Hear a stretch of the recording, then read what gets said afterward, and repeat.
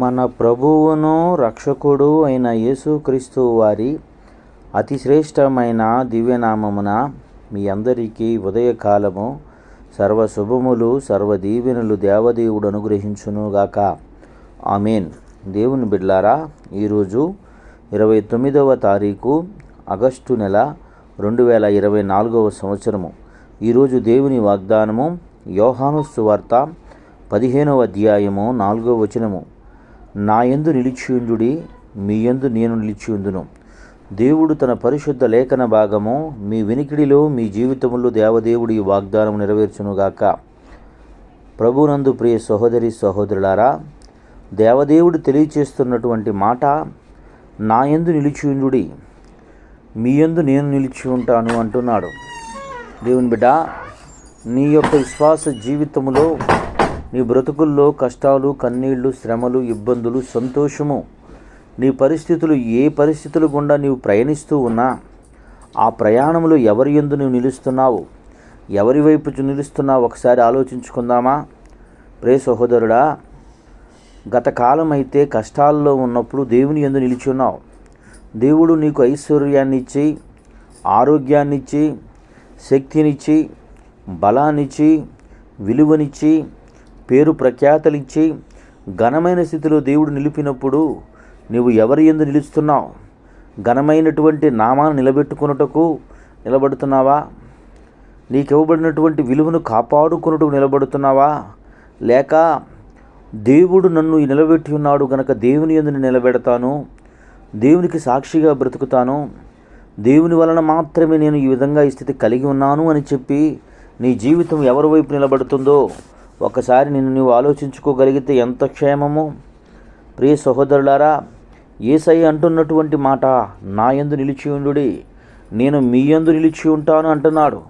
దేవుడు మన పక్షముగా నిలబడితే మనకు విరోధి ఎవడు? దేవుడు మన పక్షం నిలబడి ఉన్నాడు గనుకనే ఒకానొక సమయంతో కన్నీళ్లతో, కష్టాలతో, ఇబ్బందులతో, శ్రమలతో బ్రతుకుతున్నటువంటి నీ జీవితము నేటి దినమందు ఆశీర్వాదకరముగా, దీవెనకరముగా, విలువలేని నీ బ్రతుకు ఒక విలువ దేవుడిచ్చి ఉన్నాడు. అయితే దేవుడిచ్చిన విలువను, దేవుడిచ్చినటువంటి ఆధిక్యతను కాపాడుకునే వ్యక్తిగా నీవు బ్రతుకుతున్నావా, పోగొట్టుకునే వ్యక్తిగా జీవిస్తున్నావా? ఒకసారి ఆలోచించుకో.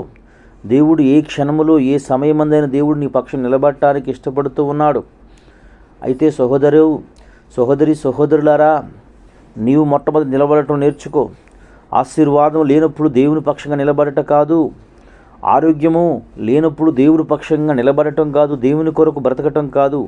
అన్నీ దేవుడు నీకు ఇచ్చిన తరువాత ఆ ఆశల వైపుకి వెళ్ళక దేవుని వైపు చూస్తూ ముందుకు కొనసాగే వ్యక్తిగా నీవు బ్రతికితే నిన్ను దేవుడు ఎలాగూ ఆశీర్వదించగలడు అంటే, తనకు సర్వసమృద్ధి వచ్చిన తర్వాత దావీదు గారికి ఆలోచన వచ్చింది, నేను దేవునికి మందిరం కట్టాలని, దేవునికి ఒక మందిరం కట్టాలి అని.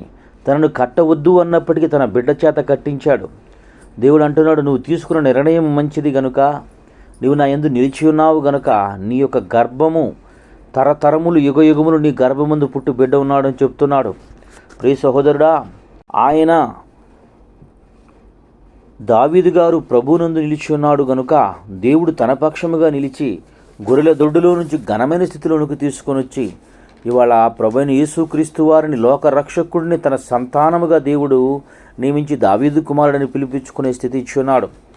ఆయన మాట ఇచ్చిన దేవుడు నమ్మదగినవాడు గనుక ఆయన వైపు చూస్తూ, ఆయనకు సాక్షిగా బ్రతుకుతూ, ఆయన కొరకు నిలబడే కృప దేవుడు మీకు అనుగ్రహించునుగాక.